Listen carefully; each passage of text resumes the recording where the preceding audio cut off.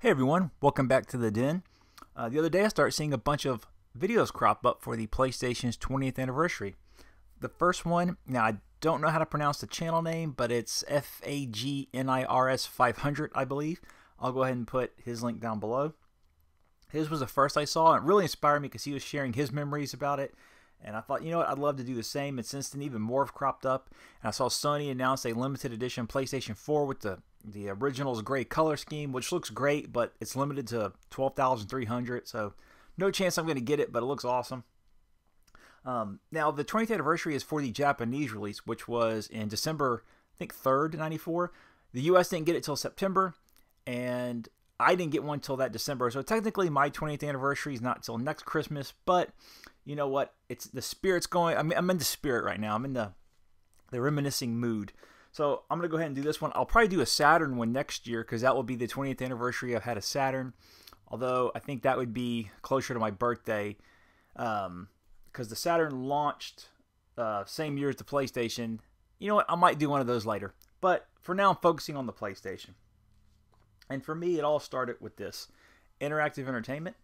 This is a CD-ROM based publication. Now, I don't think we even had AOL at the time, which was the only way to get dial-up internet here for years. Instead, I found this at a Best Buy in Texas, maybe, or a Circuit City. This was 94, released in 94, and it had a preview of the import PlayStation, and it blew me away. If I don't have the clip up on my channel, I'm definitely going to have to record it, because when I think of PlayStation, this is the first thing I think of. I remember popping this in. I kind of went through the reviews, and it was so novel at the time. You had video, audio. They even had text summaries. And I hit the PlayStation part. And if you weren't around, then the PlayStation really wasn't that big of a deal until shortly before launch. The advertising campaign was "You Are Not Ready" with a red E. And they used to sneak in game codes in the commercials. And that was really innovative.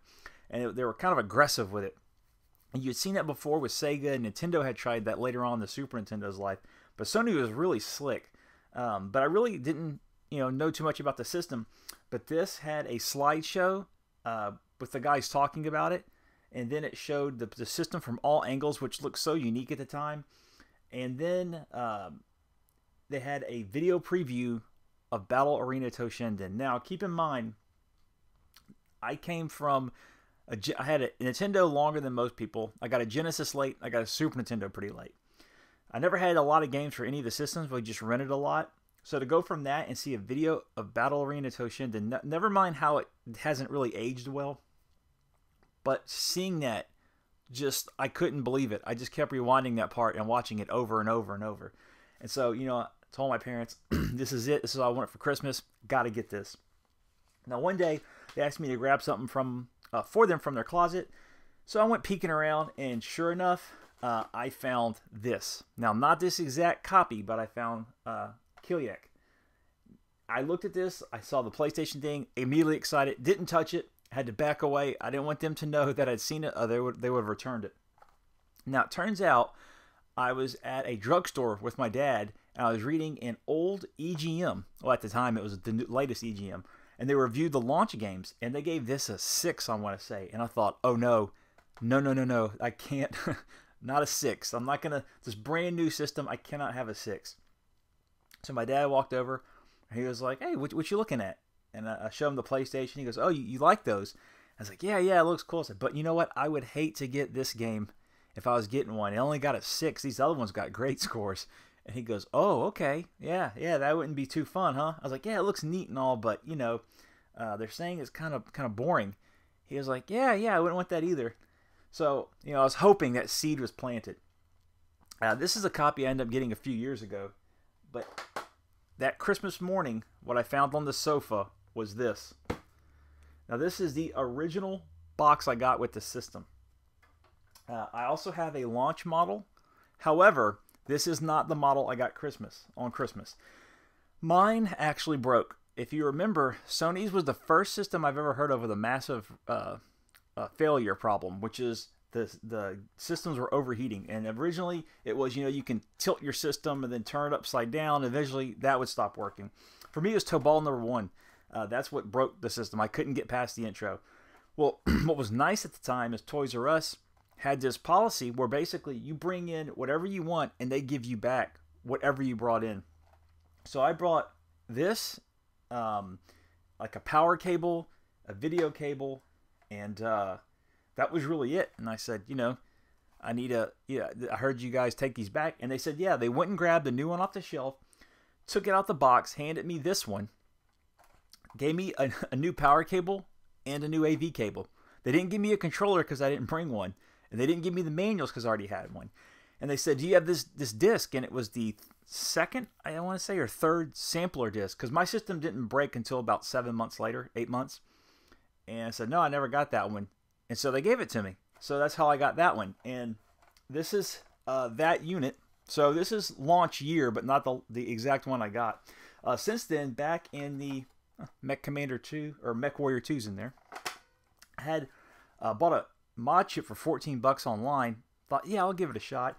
Opened this up, had no clue what I was doing. Fortunately, a friend's dad installed it, so I was able to play imports. But at that time, before by the time he finally got around to install it, I was really into the Saturn, and I wasn't really importing much on the PlayStation. I might have had a CD burner at the time, but I really wasn't interested in just pirating games, especially back then with a dial-up connection. It would have taken forever to get one. So I really didn't get to use the mod chip much until much later, probably like 7 years ago. I really started importing and taking advantage of it. But this is my second PlayStation, but one of the early units. It is a launch unit, but it's not one of the failed launch batches, because there's a couple 100,000 that ended up breaking, and mine was one of them. So it's this one. And on Christmas morning, what I ended up getting were 2 games, and this is the exact copies. Tekken. I did see a video where someone says pronounce both K's, so I'll do that. And Ridge Racer. Now, I had played Tekken. Oh, I don't think I did. Didn't pronounce the double K's there. But I had played it at a Walmart in Arkansas while we were visiting some family friends, and I thought, this is a neat fighting game. All I'd seen was Virtua Fighter 1 and Samurai Showdown and Street Fighter in the arcades. So I really wanted that one, and I got this with it. I ended up playing this so much more. It was ridiculous. 2 of my other friends got Ridge Racer. One was really good at it, and he ended up getting, was it the Diablo Lamborghini or something? He aced the Galaga launch loading screen minigame. He got all the cars way before I did. He copied his save over so I could try it. But I played this game nonstop, and it wasn't until just this year I actually replaced the case because it broke. But everything is, this is it, launch one. Now, we did have a lot of fun playing Tekken.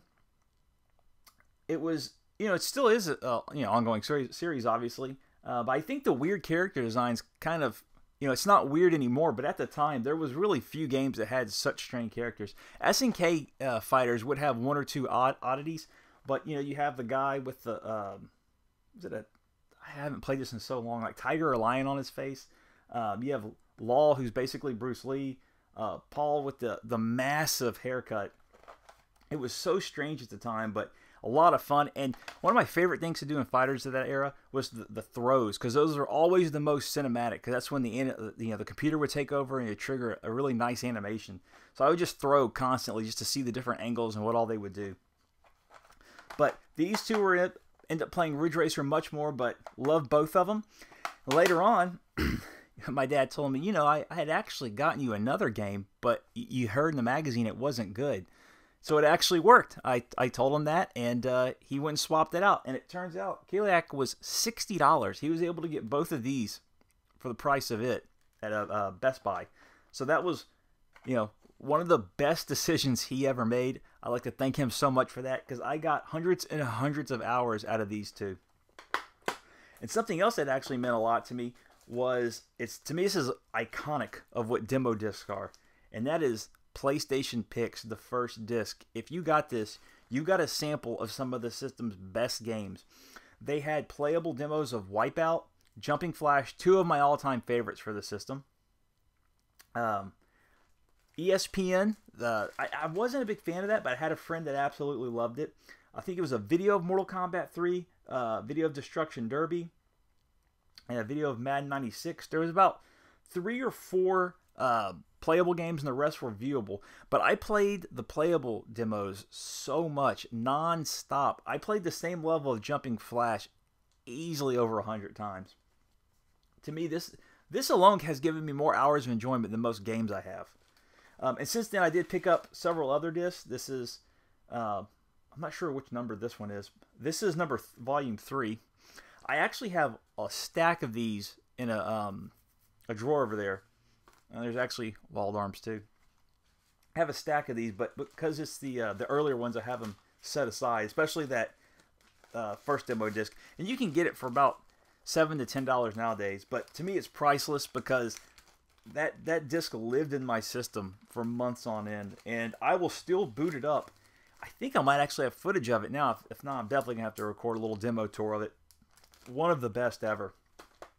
So, of course, that led me to renting Wipeout. I didn't buy this till years later. Renting Wipeout, I just stuck with it. The game just infuriated me for the longest time, but there was something about the graphics were great, the music was great, the handling was, I had never really played anything like it. Save for maybe Joust, I never felt that kind of bounce in a game. Where in this one, the hovercraft, it struggles to break free of gravity, so it's always, there's like this strange pivoting that's always going on. Especially when you get a high jump, it's this constant whoa, whoa, whoa, and I could not get a handle on that. I'm not sure the best way to describe it, but it was just the most unique feeling. And when I did, it was a revelation, and it became one of my all-time favorite racers. Probably the second day of the 3 or 4 day rental, it clicked with me, and I just could not believe how good the game was. And it was so addictive, and it's still one of my favorite Wipeouts. Wipeout XL is really good, but in terms of just track selection, craft selection, weapons, this one still has a great balance to it. Just a lot of fun, and I wish I had the slip cover to this. I've never actually seen that one in stores. I've only seen it on 1 or 2 auctions. But yeah, definitely one of the best racers of all time, and one of my first rentals for the system, and it just blew my mind. So, fantastic game. Now, as far as I can remember, my first actual purchase with my money of the game for the system was Street Fighter Alpha. Now, this is not my copy. I sold that years back because I was stupid. But basically, I got an EGM, had a subscription to EGM. I'm flipping through it, and out of nowhere, they're talking about. I had seen pictures of Street Fighter Alpha, but at the time, they didn't really know what to call it. They were saying maybe it's Street Fighter 3, maybe it's something else. So I really didn't know what to think, and then suddenly it popped up, and it got 9s, and I was like, "What is this?" This, like, the characters look awesome. They're so vibrant. It looks like a cartoon, and it got a 9. So I took every cent I had, went outside, asked my dad, "Hey, would you please take me to the mall?" He's like, "Yeah, sure." I grabbed this, brought it home, and I didn't know what to make of it at first, but within probably half an hour, absolutely hooked. Street Fighter Alpha 2 is one of my favorite fighters of all time. This is up there. To go from the Street Fighter 2 line to this was just something else. The colors, the sprites, everything about it was just, blew my mind. I couldn't believe it. I enjoy Street Fighter 2 enough, but I loved this game. Again, hundreds of hours. Played this non-stop. My friend used to do something that would drive me insane. He was really good at it too, but he didn't own it. And every time he'd beat me, he'd say, "And you own this game. You can't beat me and you own it." And I used to get so mad at him. I would just seethe. And I'm pretty sure he kept beating me because I was so angry I just could not focus, because he would just keep repeating that. But when you're a kid, you do annoying things to each other. Still friends with the guy though, but great game. Now, I mentioned this, I played on the demo disc, and that's Jumping Flash. Now, if you've noticed, there are different long box variants. This is pure cardboard, and these ridges, it's just an image on the cardboard. And when you open it, there is nothing to hold the manual in place. It just kind of, everything falls out like this. This is plastic all around, and this has, if you hear that, that's actual ridges. So those are the two, and here's the third type, which is the Sega CD, Sega Saturn style, pure plastic, with the black plastic here that makes up the slot where the what makes the mold where the disc sits. And all of them pretty much need some sort of styrofoam, where this will start bulging out over the years. But this game lived up to everything I wanted it to be. The demo was phenomenal. The imagination that was in this, it's just the level design a lot of times makes zero sense, and I didn't care. It was just so much fun. Like, I remember in the demo, it is, I think maybe this is a picture of the demo world. There was a giant frying pan you could jump on with an egg in it. There's a flying well. There's this rainbow escalator in the sky. Just the weirdest stuff, and I couldn't get enough of it. One of my favorite series of all time. There's two of these made by the same developer exact. They went on to make Ghost in the Shell, and then they were bought by Sony. Jumping Flash 3 is not from them, and it's kind of a strange game where it's open world-ish. It's hard to describe. It's a lot more text heavy than these, so it's hard for me to navigate. But it wasn't made by them. It's still kind of fun, but this series is really cheap though if you want it. If you import, you can get Jumping Flash 2, which comes with the first one, and I got that for about $7 a few years back. But just so lighthearted. It's hard not to smile when you play this game. Just one of the best out there. I really, if they could do one of these on a PlayStation 4, I can't even imagine how great it would look. Just have the same weird level design and just see what they could do. But moving on, Sony had this thing. Now, if I had never experienced interactive entertainment, this would have really surprised me. But I did get a subscription to PlayStation Underground. This was the same thing. It's but not a publication, but it was a CD-based. They called it like a magazine, so I guess sort of a publication. But what it had was demos. It had tricks, tips, downloads for your memory card. It had interviews, import demos you couldn't play here. I actually put a video up of me playing the Metal Slug demo recently. Metal Slug was never released here, but it is in one of the PlayStation Undergrounds as a playable demo on the US system. So I thought that was really neat. But this one has a demo of Bushido Blade. Now I have it. It's in a drawer. I forgot to grab it. Again, I kept reading about the game, and it sounded really good. And I talked to someone online that played the import, and he was like, it's probably not what you were expecting. It's not what you're expecting. This came in, and the focus of this was actually Final Fantasy VII. But for me, it was the Bushido Blade demo. Again, countless hours with that. That's the only thing I played for a few weeks after I got it. There were all sorts of, this, of course, Final Fantasy VII was huge at the time, but I actually ignored that for Bushido Blade. Then when I finally played enough of it, I went back and experienced all the Final Fantasy stuff. And, while it was fun, for me, it was all about Bushido Blade. The fact that you could have these extended matches, one-hit kills, you could slice through bamboo and watch it slide and fall.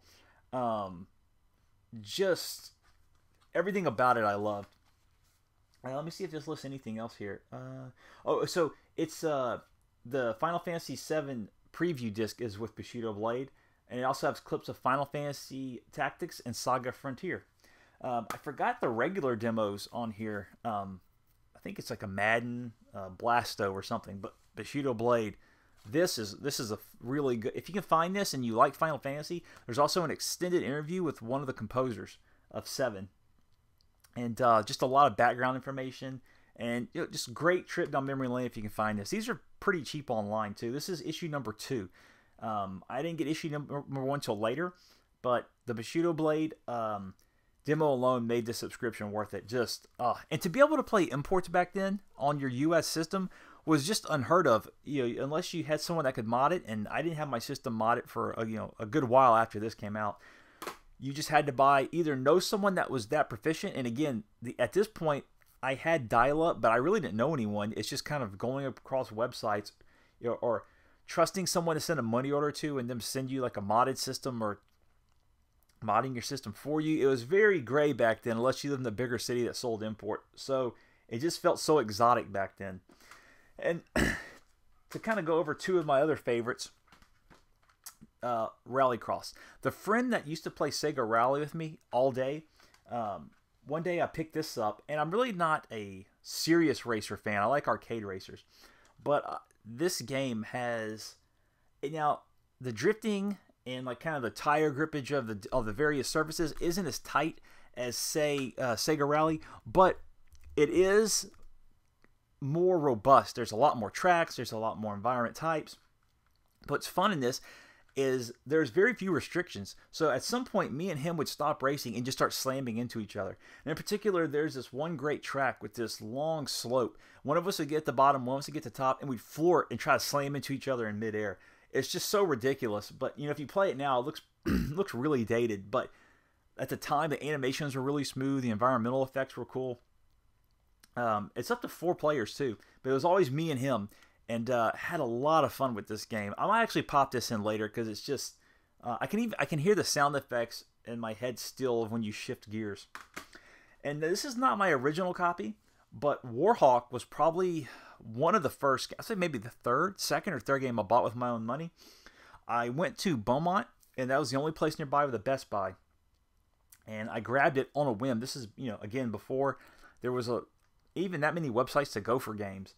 Didn't really hear about it in magazines. I just looked on the back, and these are the same screenshots I want to say, and thought, you know what, I'll give that a shot. And save for the cheesy full motion video scenes, blown away by. I remember getting on the phone immediately, calling my friend that used to beat me in Street Fighter, saying like, you've got to come over and see this game. He was kind of like, I'm busy. And I'm like, no, you do not understand. You can fly anywhere. I'm going through pyramids. Like, there's so much weird that you have to see this game. And he was kind of like, yeah, whatever. I'll get there when I get there. I couldn't understand how he wasn't as excited as I am.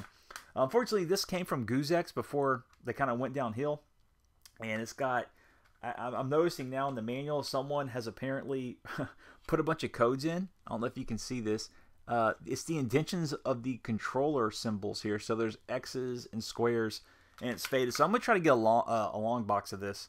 The guy I sold it to still has it.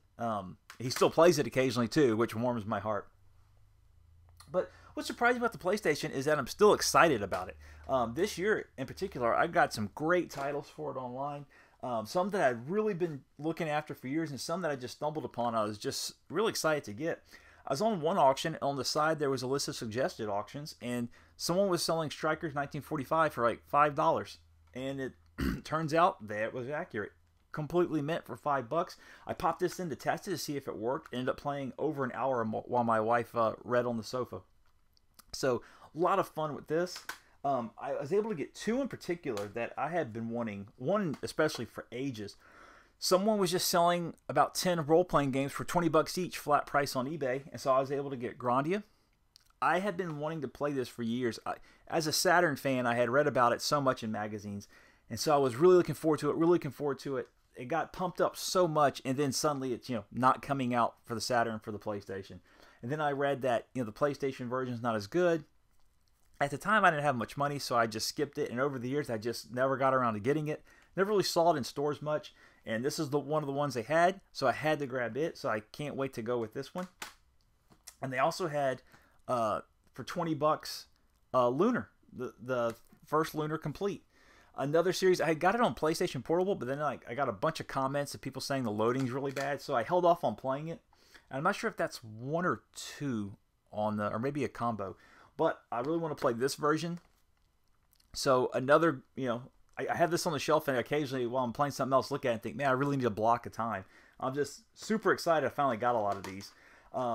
2 more recent ones, Rival Schools. I started playing this and was having a really great time, although it reminded me I do need a good joystick for my PlayStation 1. Whole lot of fun, but then I got sent Project Gotcha by Crack Lotus, and this one kind of took a back seat. But another one, I love the art style on this. To me, this is some of the best Capcom's done. I remember just pouring through websites looking at art for this game. I never actually saw this one in stores around here, but really glad to finally have that one. This is a recent pickup. I got not nearly as cheap as the others, but I did get some money off because it was banged up, but I fixed it up since. Vanguard Bandits. I remember being in EB Games staring at this thinking, this in Brigandine. But, they were like $55 at the time. And I was like, I did not have the money, and I wanted to play these so bad. It is on PSN for $9, but I like to get, disc when possible. So really looking forward to playing this one. So Vanguard Bandits. And this is one I got a few months back, but I started to play it, fell in love with it, and I thought, you know what? Instead of jumping into Police Knots, I'm going to try Snatcher first, and that was a mistake because I have a disc of it I got years back, and it's banged up and I can't find it. So I thought, you know what, I'll just buy it online. No, that's not happening. It's like $300, so I'm just going to have to just go with Police Knots. This is the import copy, but I have the fan translated patch disc right here, and it does work. I put a video of it a while back. I had a mouse I bought for the PlayStation for $1 years ago. Never got to use it. This uses it, so I'm just going to sink a Saturday into this because I love what I played of it. I'm just not going to be able to play Snatcher.